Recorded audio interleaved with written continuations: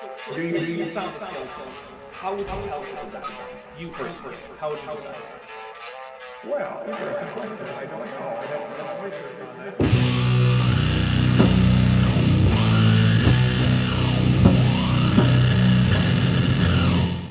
Hey there, YouTube, the Dapper Dinosaur here.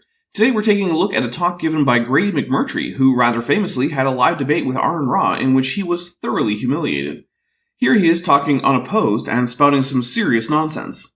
On the technical side, this video was uploaded in 7 separate parts, none over 10 minutes, and with some rough editing. It was also uploaded in 360p. I have re-edited it to make it slightly less jarring, and the low resolution is also why you'll see a border around the video. That being said, let's hear Grady tell us all about evolution and see how long he goes before getting something badly wrong. I'm Dr. Grady McMurtry with Creation and Worldview Ministries in Orlando, Florida.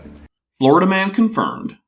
I used to be an evolutionist, but today I'm a creationist. How hard can I possibly hold down that X button? Further, evolutionist isn't really a thing, but I'm pretty sure this isn't going to be the last time McMurtry uses a word in a way that doesn't make sense, or uses a word that doesn't really exist. I was raised on the campus of the University of California, Berkeley as an evolutionist, taught evolution from the 7th grade to the university level. Why do I feel like he's conflating evolution with just science he doesn't like? But during all that time of being taught evolution, I was never taught that this was a perfectly valid scientific alternative to the various theories of evolution. That's because there isn't, and there's only one theory of evolution. The theory of evolution. Or if you want to go deeper into it, you could call it the modern synthesis. The various theories of evolution declare that the Earth and the universe are billions of years old. No, that's geology and astronomy, not evolution. I guess I was right. He's conflating evolution with just science he doesn't like. Evolutionists say that we are just the result of a cosmic accident, that we are just thinking animals with that specific design or purpose. In school, most of us were taught that life began by random chance chemical reactions. I certainly wasn't taught that, which is good, because that's not what science says. Chemical reactions aren't just random. Chemistry is largely deterministic. That's why people can design new chemicals and then reliably synthesize them, given the right equipment. Now, in nature, which molecules will encounter which other molecules is closer to random, but still, that doesn't make abiogenesis just random atoms and molecules flying at each other until a cell forms. Yet when we see the beauty of the Earth, we see the complexity of the living organisms that occupy it. Can we really believe that this is all just an accident? I don't know what accident means in this context. There's plenty of evidence that it's naturally occurring.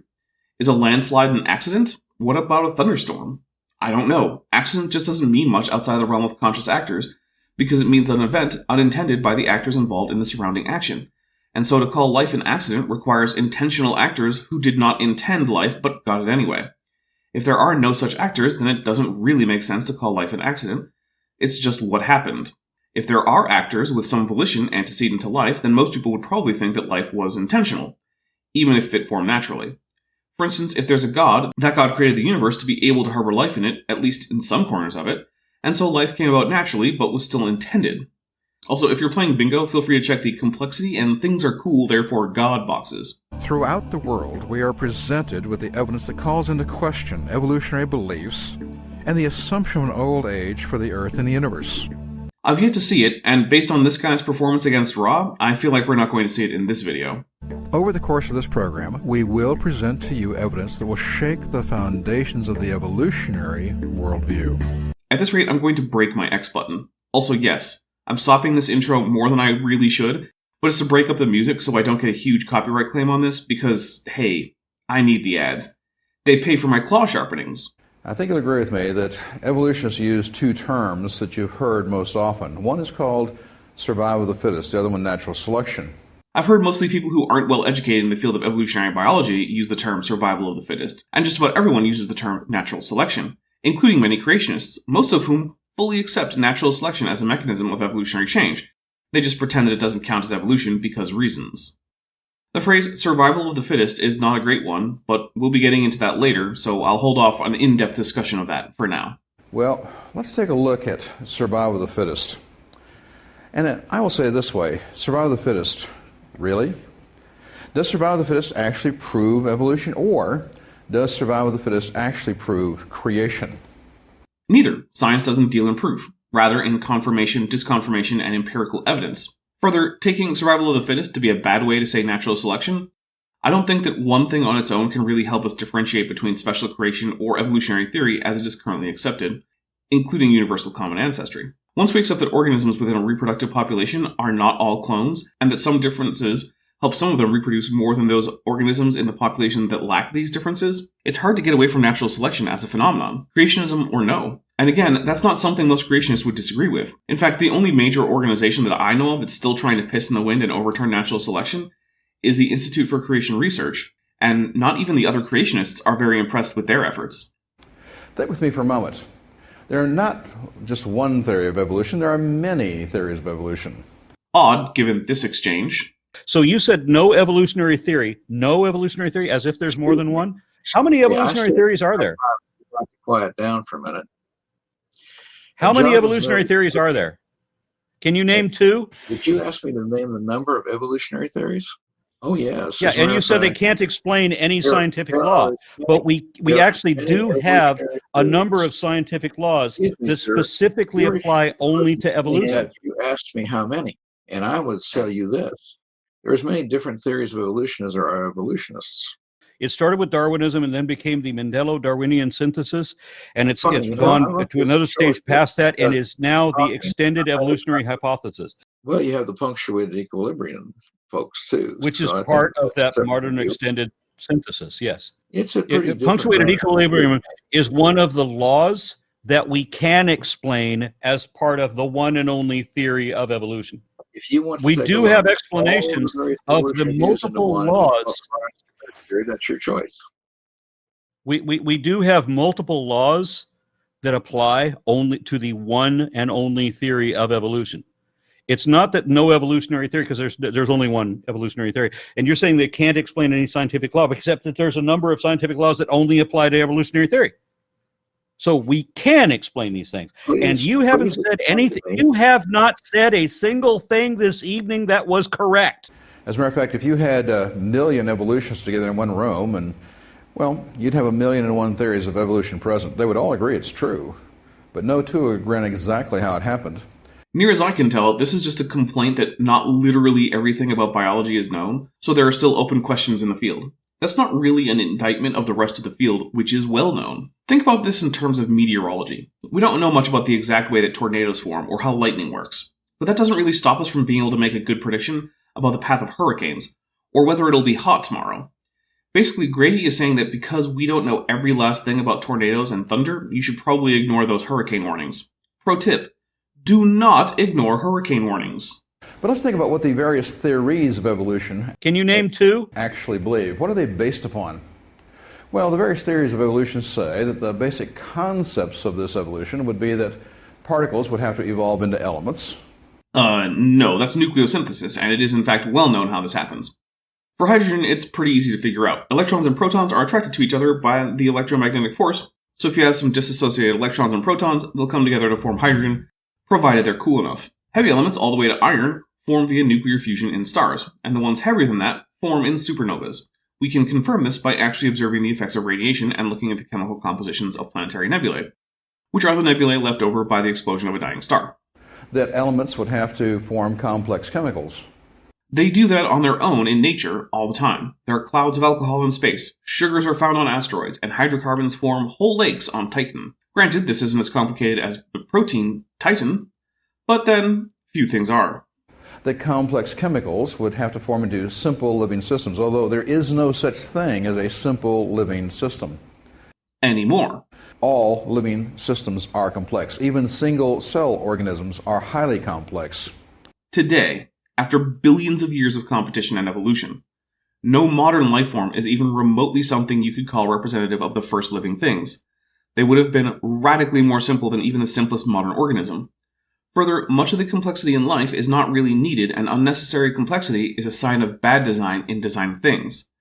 Maybe Grady is arguing that God sucks at engineering. That's not an argument to make, though, so perhaps Grady just hasn't thought this one through. If Charles Darwin actually understood how complex a living system was, even at the single-cell level, he wouldn't have believed in evolution himself. Well, that's a statement with no evidence to support it, and no way to assess it. It's just, if this dead guy knew what I think I know, he would have believed differently. Well, if things were different, then they would be different. And there is really no such thing as a simple living system. But if you do believe in evolution, you would have to believe that these simple living systems would have to form into complex life forms, and that complex life forms, well, would form animal life and eventually, supposedly, into man.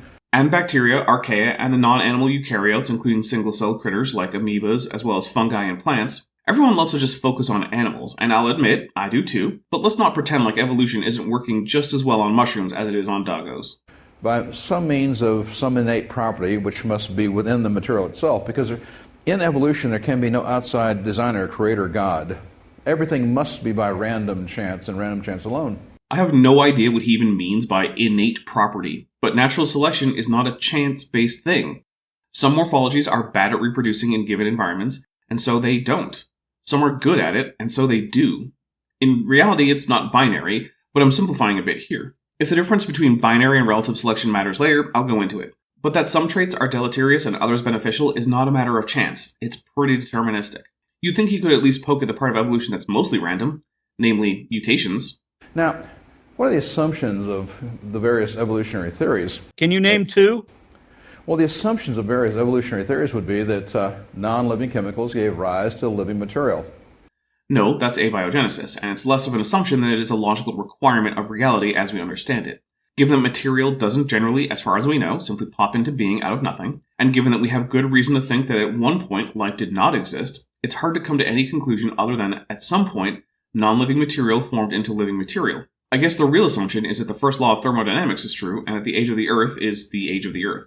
So if you want to dispute that, you'll probably have to find a reason to argue with one of those. Now, I know his solution will simply be that it was a miracle, so the laws of thermodynamics don't matter, and I guess in the situation of a miracle that may be true, but it also takes it out of the realm of science. Science can't really operate with supernatural causation as under consideration, because science is the investigation specifically of the natural world. It requires things be testable and repeatable, and miracles, almost by definition, are neither.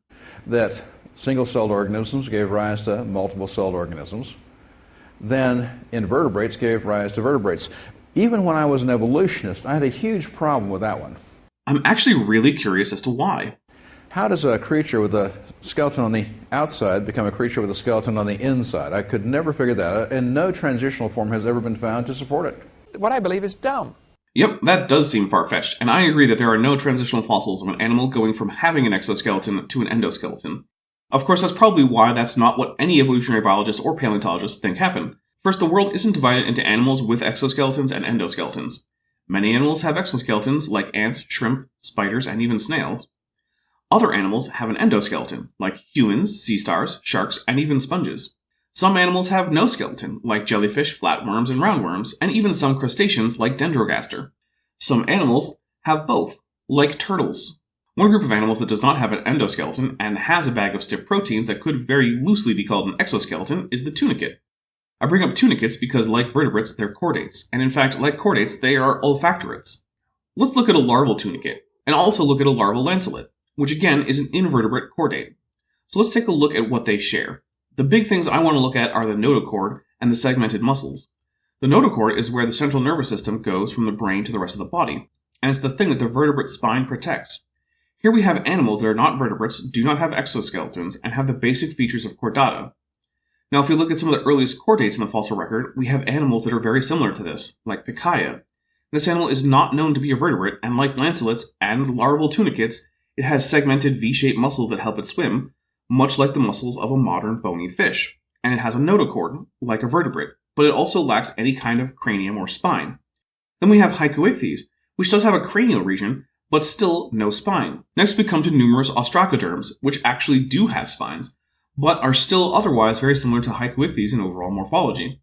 The spine is not a matter of an exoskeleton becoming an endoskeleton. Instead, it's about first having cartilage around the brain and notochord to support stronger muscle attachment and protection. Then eventually some of the cartilage gets calcified, which is how bony skeletons develop both ontogenetically and evolutionarily. So our reason to dismiss the evolution of vertebrata is based on a straw man of evolution, whereas we do actually have transitional fossils between invertebrates and vertebrates, and it didn't require anyone to turn their skeleton inside out. But let's also remember that Grady McMurtry claims to have taught evolution in the past, and if this is his understanding of that subject, we have to wonder, was he just the worst teacher imaginable because he's immensely stupid? Or was he just a liar? Or is he just lying now? I honestly don't know, although if he grew up, as he said, on the UC Berkeley campus surrounded by evolutionary biologists, it seems hard to see how he could say something like this honestly. And you have to have the idea that fish would give rise to amphibians, and amphibians would give rise to reptiles. Reptiles eventually give rise to birds, mammals, and of course, theoretically, eventually man. It's a bit more complicated than that, since what we now think of as amphibians isn't what gave rise to birds and mammals, and fish doesn't really mean much in terms of biology, but that's not the worst summary. And what two foundations do the various theories of evolution rest? Because evolution rests on two basic pillars, we might say. Weird. Dan Biddle said it was 5 pillars. The first pillar that supports the evolutionary theory would be time. The evolutionist lives and dies by 8 words. Those 8 words are, give me enough time and anything can happen.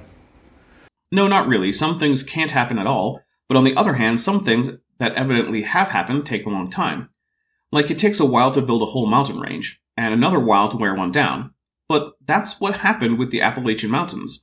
On the other hand, it takes a while to get the evident biodiversity in the world, but the evidence for universal common ancestry of known life is overwhelming. So that evidently happened too.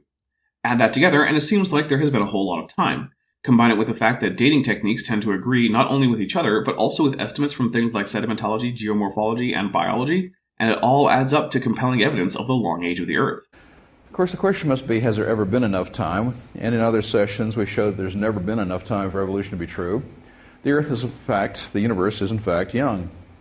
Well, that's quite the claim, and to be fair, I haven't seen the other talks, so maybe he's got something compelling for us, but I'll be honest. I'm not really holding out hope for the guy who thinks that the way vertebrates would have had to evolve is by turning their skeletons inside out. The other one is chance, that random chance can bring about complexity. Well, it's not just chance, there are also vital non-chance aspects, like natural and sexual selection. I'll add that as a third pillar, selection. Now, first of all, ask yourself a question. Evolution will talk about something called the Big Bang. When was the last time you saw an explosion construct a building? Never. Fortunately, the Big Bang was not an explosion, neither did it directly build any buildings. That was an easy question. And random chance will never produce complexity. Well, that depends. If all you mean by complex is hard to exactly describe without lots of data, then actually randomness is about as complex as it gets. For example, make a 256 pixel by 256 pixel JPEG file that's just all black. It takes up 1.93 kilobytes. Now make one with completely random values for each pixel. When I did it, it took up 77.2 kilobytes. That's 40 times bigger. I'd argue that it's because the random noise is more complex, and so the algorithms used to compress JPEG images have to do more to accurately store the random noise. But further, even if we define complexity in a way that makes randomness alone incapable of producing complexity above a certain degree, evolution isn't just time and randomness. It's full of non-random aspects, as I've already stated. Well, these are the two columns, the two pillars upon which evolutionary theories Can you name 2? stand. I'd also like to think about this. Why is it impossible to offer scientific proof of origins? Remember that when we talk about creation versus evolution, we're talking about, did things evolve naturalistically or were they created supernaturally? And why is it impossible to give a direct scientific proof for creation or evolution? Because science is about empirical evidence, not proof. At best, science can disprove things, never prove them. All scientific conclusions are held provisionally, and the provision being that new evidence doesn't come that disconfirms the idea. Once that happens, the idea is shown to be wrong and must be replaced, sometimes with a very similar idea, sometimes with a radically different one. You see, it's impossible to prove them directly because the scientific method requires that we test in the present, get repeatable, verifiable results. What's the problem with creation or evolution? If you go back in time, you can't test it. Well, that's dumb beyond belief. One of the basic assumptions of science is that nature acts essentially the same across time. If this is true, we can look at modern processes and see what effects they have, and then look for the same effects in the past. At that point, it's really good evidence that the processes tested in the present likely also caused the results in the past that they cause in the present. If creation were true, it occurred in the past, and we can't go back and test it. We can't repeat it. We can't observe it. That's true, but here's the thing. Past events leave present effects. Suppose you invite a guest over. You turn into bed before your guest and go to sleep. The next morning, you wake up to find your guest gone and a broken glass on the floor. Well, there are some possibilities. Maybe your guest was whisked off into the TV by poltergeists who also knocked one of your glasses onto the floor. They're here. Or maybe your friend did it. Well, if your friend did it, we could predict that their fingerprints might be found on the glass and the counter nearby.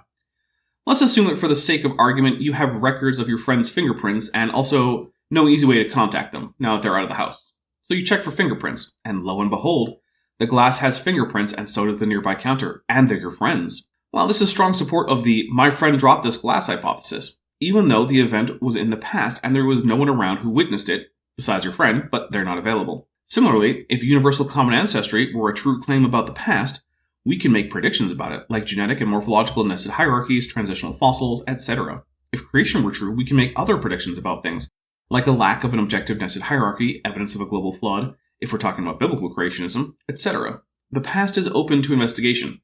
Saying otherwise is just science denialism. Same thing is true of evolution. You can't go back in time, you can't observe it, you can't repeat it, you can't verify it. And you cannot prove creation or evolution from a direct testing standpoint. Well, yeah, proof isn't for science, it's for alcohol and math. But we can absolutely figure out which of those fits the evidence. A scientific investigator can neither observe nor repeat origins. And even if scientists could create life from non-life or higher kinds from lower kinds, it would not prove that such changes took place in the random past by natural process. That's true, but then again, it could demonstrate that the origin of life does not depend on supernatural intervention, and if the conditions in the laboratory sufficiently mimic those likely on early Earth, it could demonstrate that life could also have so arisen, even though nothing can prove for certain that it did. Think with me for a moment. Okay, let's put on our thinking caps. Scientists are not prescriptive. Scientists are descriptive. The law of gravity does not work because Isaac Newton figured out a mathematical formula to show how it actually works or its effect. The law of gravity existed before Isaac Newton came up with the formula. No, gravity as a force existed before Newton, but the law of gravity is the equation, and Isaac Newton derived it to match his observations. The universe does what it does and seeks neither observation, approval, nor classification from humans. Humans, in an effort to put aspects of the universe in boxes, isolate particular interactions to the best of their ability, and then use measurements and math to come up with mathematical expressions to describe past interactions and predict future ones. This math, invented by humans, defines the laws. The laws of nature are a human invention, just like the words of a language. Nothing about nature compels humans to describe certain animals with the word dog, but humans did so. And the ones who speak English, at least, know what animal it refers to. So scientists are not prescriptive. Nothing happens because a scientist says so. Scientists are descriptive. We describe what already exists. I agree, except with Grady's use of the first-person plural personal pronoun. He's not part of the group of scientists. He's directly opposed to their work and is actively trying to stop them from doing it. He might as well show up to an Easter Mass dressed as Nero with a lion in tow saying how much he loves all the Christians. Now, again, think with me for a moment. Scientists will never, ever create life in a test tube. Citation needed. And there's a very good reason for that. No scientist can speak and have something come into existence where there was nothing. Non sequitur. Your facts are uncoordinated. Now, we are approaching the point scientifically, with nanotechnology and other things, that we can actually manipulate individual atoms. We're at the point of perhaps making molecules and so forth. But think with me for a second. We're not creating anything. We are only manipulating what already exists. Okay, but abiogenesis also isn't capable of creating life out of nothing. There's a reason it's abiogenesis and not vita ex nihilo. But abiogenesis is about the arrangement of pre-existing atoms and molecules, not their creation from thin air. If anything, that's far closer to what Grady believes. Now, let's say that at some point in time, though I doubt that it will ever happen, but let's say at some point in time, scientists are clever enough to actually manipulate atoms and molecules and supposedly make a living cell. Now, the possibility of this is absolutely staggeringly, infinitely zero. Hey, pro tip, if you're creating a hypothetical, it doesn't really matter how staggeringly unlikely the event in the hypothetical is. For the purposes of the hypothetical, it's a thing that is actually happening, for sure. So if you go on and on about meta-narrative points about how your hypothetical is, it just makes you look like a boring idiot. However, let's just for a moment say it happened. So if scientists could not create, but could manipulate material and take non-living material and make it alive, what would it prove? It would demonstrate that supernatural agency is not required in the formation of life. Depending on how it was done, it might even show that it could happen in prebiotically relevant circumstances, on Earth or elsewhere. It would prove that it takes millions, billions of man and woman hours of intelligence, that you'd have to have almost unlimited resources to get life. That's going to depend heavily on how that life was created, which he didn't go into. But even if it shows that life can be made with these unlimited resources that were not part of the hypothetical to begin with, it doesn't show that it's the only way. For instance, when I pointed out that it demonstrated that life can arise without supernatural interference, what I didn't say is that it demonstrated that life couldn't come about as a result of supernatural interference. Showing that I can bake a chicken doesn't mean I can't pan-fry a chicken. Being ignorant of the details of biology or evolutionary theory is one thing, but this is basic toddler-level logic. If Daddy can watch sports ball on the TV, it doesn't mean he can't do it on the computer or his phone. And it would disprove evolution and prove creation. Ah, yes. You see, the fact that scientists can't make life in a lab is evidence it takes God. But if scientists ever do make life in a lab, that just proves God did it. Heads, creationism wins, tails, science loses. That's not blatantly dishonest in any way. And I want to introduce you to Hugo de Vries. Hey, if you're going to pronounce his last name like you're going to pretend you know Dutch, then maybe don't say the name Hugo like you're speaking English, and if you can't say Hugo, then maybe don't bother trying and just say it like it's English the whole way through. Now, Hugo was an evolutionist who wrote a book called Species and Varieties, Their Origin by Mutations, published in 1905. Now, he's an evolutionist. He wants to prove that mutations can produce evolution. And so he writes this book in 1905, and then a century more of work was done, leaving me to puzzle as to why we're looking at this book for information about what modern evolutionary biology has to say about life. What he actually proved was exactly the opposite. You see, he thought he had proven that macroevolution, that's the huge leaps that supposedly occur from one kind to get to a different kind, but macroevolution, these huge leaps that are supposed to occur at one time, produce the changes from one kind to another, that huge changes of macroevolution would cause apes to become people and so forth. But instead, he accidentally found genes, and that mutations always go downhill in nature. He did rediscover the laws of Mendelian inheritance and coined the term pangenes, which was later shortened to just genes, and also introduced the term mutation for a change in a gene that arises in an organism, but was not inherited from its parents. In fact, he even proposed chromosomal crossovers. He went to his grave continuing to accept that mutations gave rise to new variation which natural selection worked on to produce long-term changes in organisms. Now, he was also wrong about some important things. For instance, he was a saltationist, thinking that some mutations could cause drastic changes in the morphology of an organism, akin to a lizard hatching an egg that may contain a crocodile, rather than another lizard. This has been abandoned for good reason, and just like with Darwin, de Vries was a man who got some important things right, but also some things wrong, and is not the patron saint of mutations or something. He actually disproved evolution, proved creation, proved that mutations are not beneficial, that they're actually destructive. Where did he do that? Can I get a page number?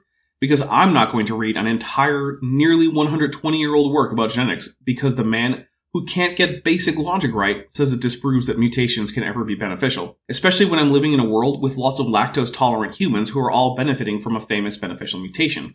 Or in a world where a virus just recently had a mutation allowing it to infect humans and then became a pandemic that basically ruined 3 years of everybody's life. In other words, citation needed. Now, if you're watching this and you want to read all of de Vries' book, it's linked in the description. Have fun with it.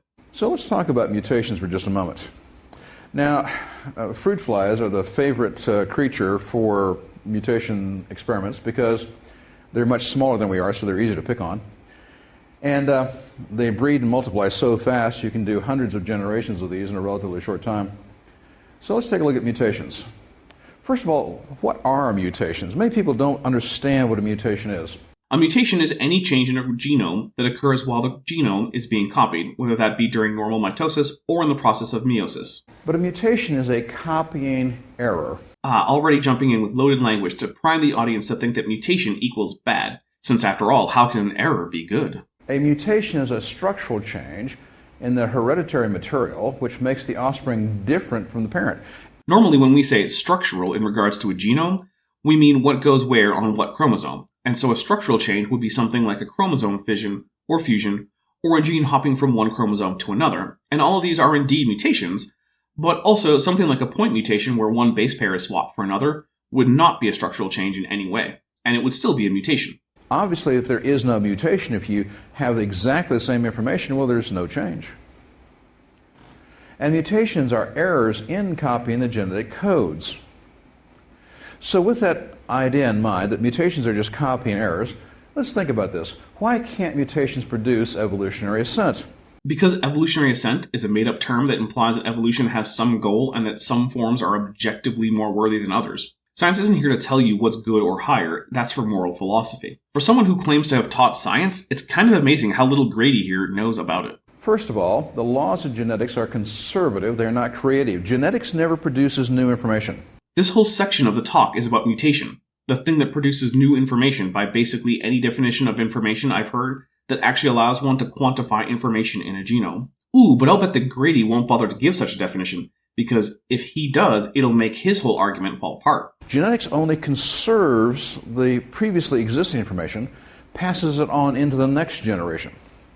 So the laws of genetics are conservative, but they're not creative. Genetics never produces new beneficial information. Weird then how simian immunodeficiency virus mutated its VPU protein coding gene to enable the protein to antagonize human tetherin, thereby enabling it to infect a new species, that is, Homo sapiens. That's a pretty big beneficial trait, since humans are far more numerous and widespread than the other apes it was infecting before the jump to humans. And remember, beneficial just means increasing the reproductive output of the organism in question. It doesn't mean you personally have to like it. I'm no fan of HIV, but that doesn't make it not the product of a beneficial mutation. Genetics only copies or rearranges the previously existing information and passes it on into the next generation. Unless there's a mutation, in which case something that wasn't in the previous generations arises and can be passed down.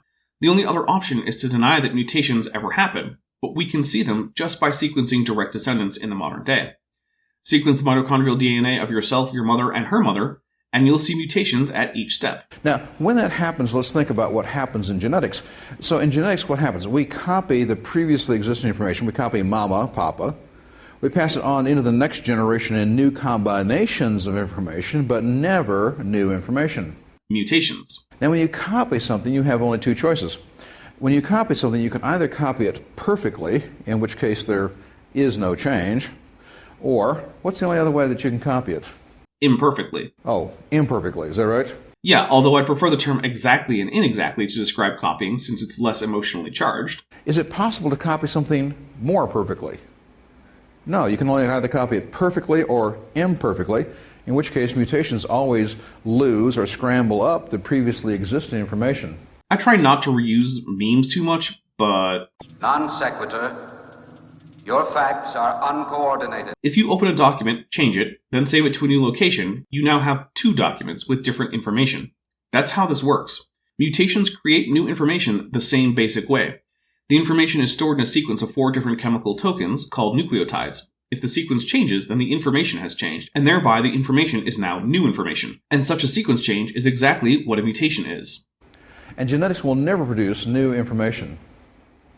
So you can only copy perfectly or imperfectly, you cannot copy more perfectly.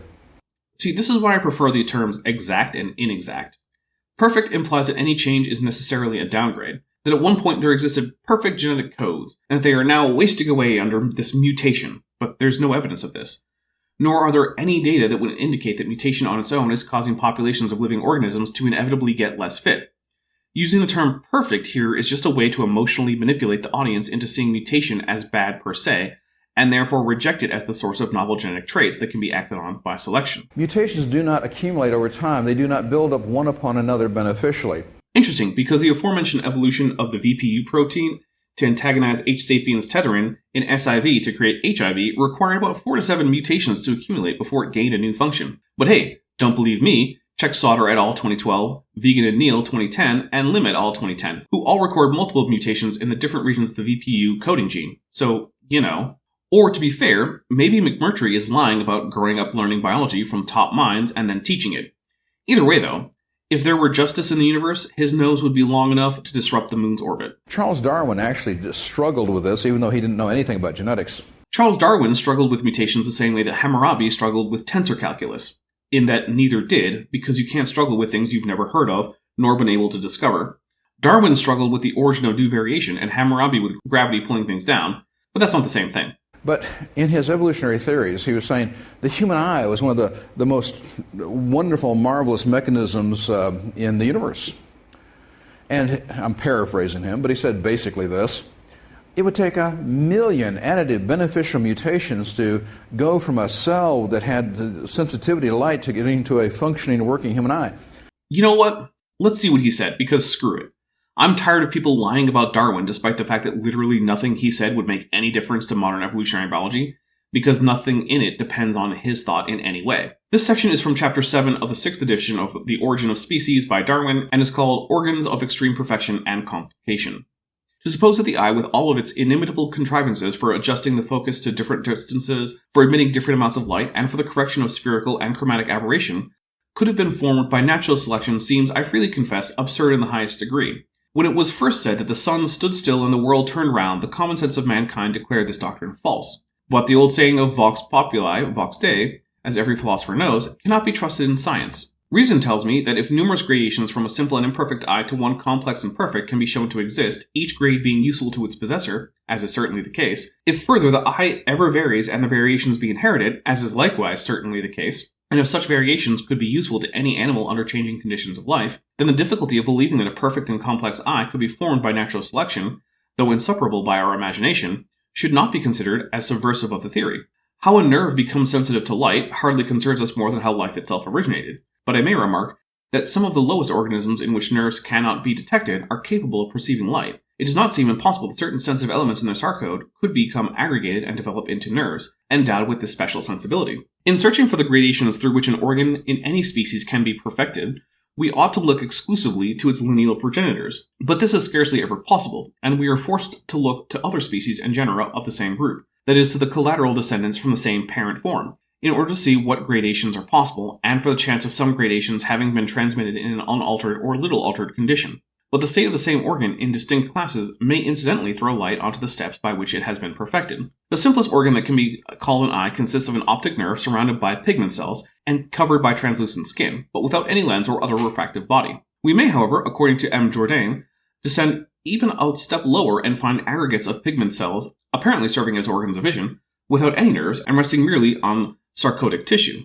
Eyes of the above simple nature are not capable of distinct vision and serve only to distinguish light from darkness. In certain starfishes, small depressions in the layer of pigment which surrounds the nerves are filled, as described by the author just quoted, with transparent gelatinous matter projecting from a convex surface, like the cornea in higher animals. He suggests that this serves not to form an image, but only to concentrate the luminous rays and render their perception more easy. In this condition of the rays, we gain the first and by far the most important step towards the formation of a true picture-forming eye, for we have only to place this naked extremity of the optic nerve, which in some of the lower animals lies deeply buried in the body, and in some near the surface, at the right distance from the concentrating apparatus, and an image will be formed on it. In the great class of articulata, we may start from an optic nerve simply coated in pigment, the latter sometimes forming a sort of pupil, but destitute of lens or other optical contrivance. With insects, it is now known that numerous facets of the cornea of their great compound eyes form true lenses, and that the cones include curiously modified nerve filaments. But these organs in articulata are so much more diversified that Muller formally made these three main classes with 7 subdivisions, besides a 4th main class of aggregated simple eyes. When we reflect on these facts, here given much too briefly, with respect to the wide, diversified, and graduated range of the structure of eyes in the lower animals, and when we bear in mind how small the number of all living things must be in comparison with those that have become extinct, the difficulty ceases to be very great in believing that the natural world may have converted the simple apparatus of an optic nerve, coated with pigment and invested by a transparent membrane, into an optical instrument as perfect as is possessed by any member of the articulata class. He who will go thus far ought not to hesitate to go one step further if he finds on finishing this volume that large bodies of facts otherwise inexplicable can be explained by the theory of modification through natural selection. He ought to admit that a structure even as perfect as an eagle's eye might thus be formed, although in this case he does not know the transitional states. It has been objected that in order to modify the eye and still preserve it as a perfect instrument, many changes would have had to be effected simultaneously, which, it is assured, cannot be done through natural selection. But as I have attempted to show in my work on the variation of domestic animals, it is not necessary to suppose that the modifications were all simultaneous, if they were extremely slight and gradual. Different kinds of modification would also serve for the same general purpose, as Mr. Wallace has remarked. If a lens has too short or too long a focus, it may be amended either by alteration of curvature or an alteration of density. If the curvature be irregular and the rays do not converge at a point, then any increased regularity of curvature will be an improvement. So the contraction of the iris and muscular movements of the eye are neither of them essential to vision, but only improvements which might have been added and perfected at any stage of the construction of the instrument. Within the highest divisions of the animal kingdom, namely vertebrata, we can start from an eye so simple that it consists, as in the lancelet, of a sac of transparent skin furnished with a nerve and lined with pigment, but destitute of any other apparatus. In fishes and reptiles, as Owen has remarked, the range of gradation of dioptric structures is very great. It is a significant fact that even in man, according to the high authority of Virchow, the beautiful crystalline lens is formed in embryo by the accumulation of epidermic cells lying in a sac-like fold of the skin, and the vitreous body is formed from the embryonic subcutaneous tissue. To arrive, however, at just a conclusion regarding the formation of the eye with all its marvelous yet not absolutely perfect characters, it is indispensable that the reason should conquer the imagination. But I have felt the difficulty far too keenly to be surprised at others hesitating to extend the principle of natural selection to so startling a length. It is scarcely possible to avoid comparing the eye with a telescope. We know that this instrument has been perfected by the long-continued efforts of the highest human intellects, and we naturally infer that the eye has been formed by a somewhat analogous process. But may not this inference be presumptuous? Have we any right to assume that the Creator works by intellectual powers like those of man? If we must compare the eye to an optical instrument, we ought in imagination to take a thick layer of transparent tissue, with spaces filled with fluid, and with a nerve sensitive to light beneath, and then suppose every part of this layer to be continually changing slowly in density, so as to separate into layers of different densities and thicknesses, placed at different distances from each other, and with the surfaces of each layer slowly changing in form. Further, we must suppose that there is a power presented by natural selection or the survival of the fittest, always intently watching slight alteration in the transparent layers, and carefully preserving each, which under varied circumstances in any way or degree tends to produce a distincter image. We will suppose each new state of the instrument to be multiplied by the million, each to be preserved until a better is produced, and the old ones to be all destroyed. In living bodies, variation will cause the slight alteration, generation will multiply them almost infinitely, and natural selection will pick out with unerring skill each improvement.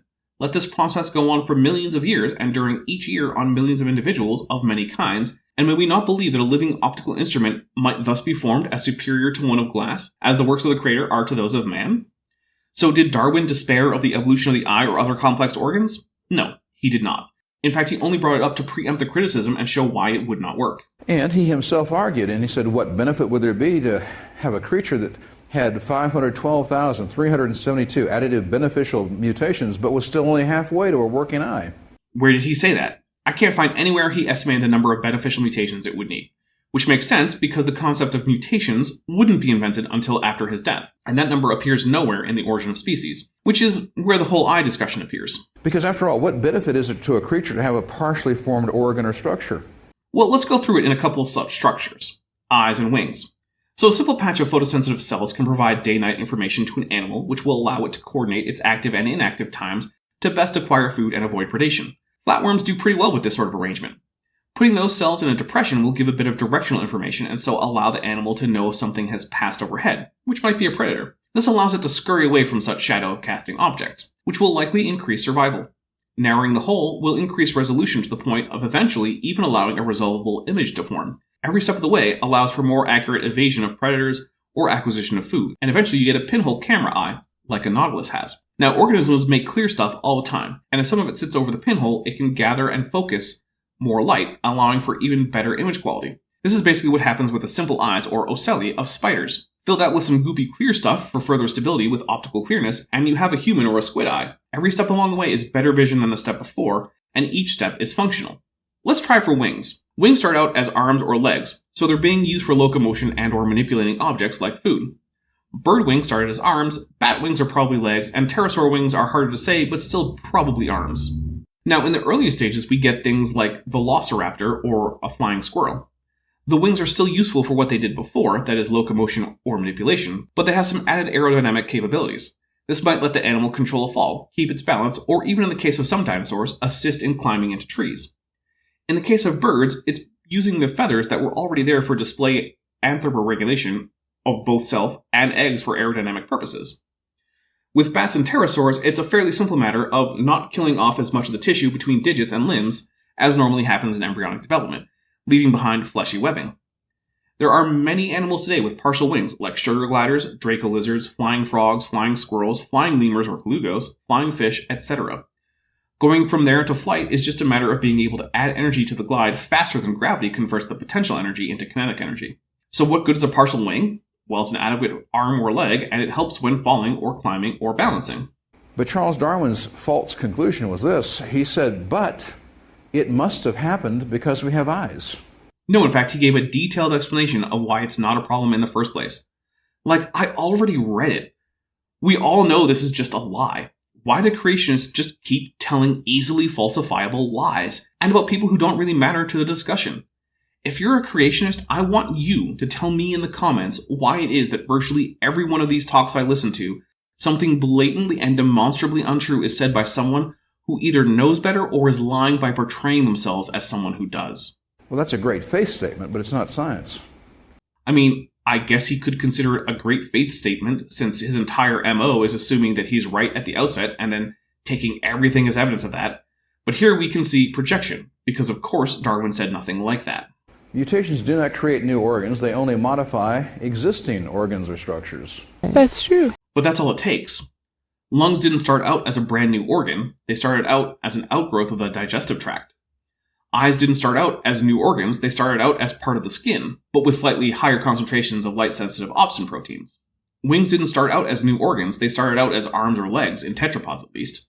It's like a color gradient. If I show you red and yellow, they're pretty darn distinct. But if I show you a color gradient going between them, there's no objective place to point out where it goes from red to yellow. It's just an orangey mess.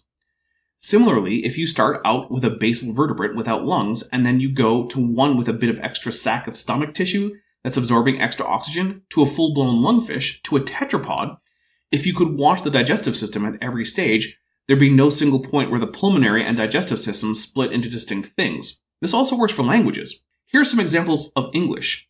He queth. So thliche summan haft de tweeën suna. De queth se yingre to his vader.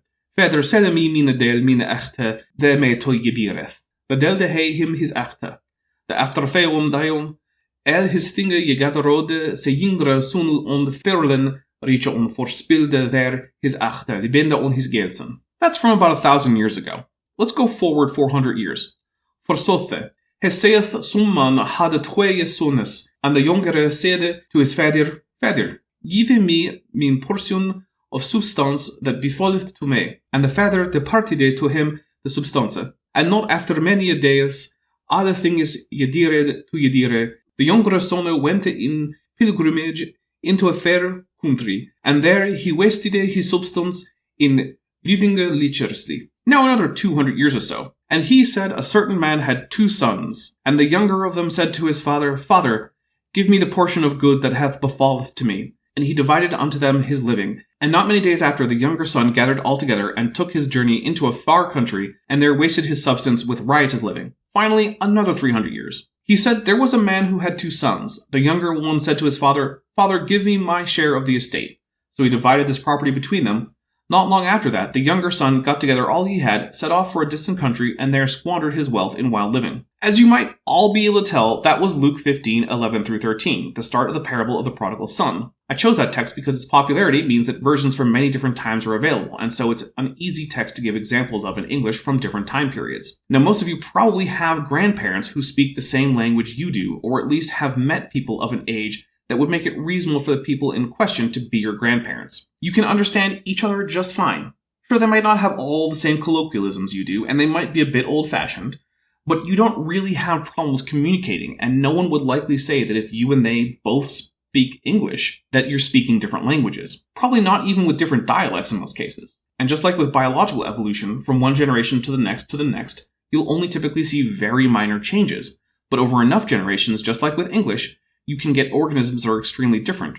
As different as so thliche subman hath de tweeën suna, and there was a man who had 2 sons, or even more different. Because let's not forget that English itself is a Germanic language, and so shares a common ancestor with German, where the phrase is even more different. I'm not going to make you suffer through my attempts to pronounce German, but it's on screen. But hey, the Germanic languages share a common ancestry with the Romance languages, and the phrase in French comes out as un homme avait 2 fils. But wait a minute, Hindi is also an Indo-European language, where the phrase is this on screen, which, since most people in my audience probably can't read, it comes out as something close to ek vyakti ke dobetete. My sincerest apologies to all the Hindi speakers there for my unceremonious slaughter of their language. Similarly, when populations speciate, each species can go in a different direction such that after a while they no longer seem very similar. The process in biological evolution and human languages are very similar. Mutations lose information, not gain it. Mutations lead to the wrong kind of change. Now, every one of you knows that what I'm saying is absolutely true. No. No, it's demonstrably, obviously, and laughably wrong. And with that absurdity, I think we'll call it for now. I hope you liked this foray into the fever brain of Grady McMurtry. If you did, please hit like on the video and let me know what you liked in the comments. If you didn't, hit dislike and let me know in the comments why you didn't like it. Either way, I hope you subscribe and use the bell icon to turn on all notifications, and then share this video. I'm the Dapper Dinosaur.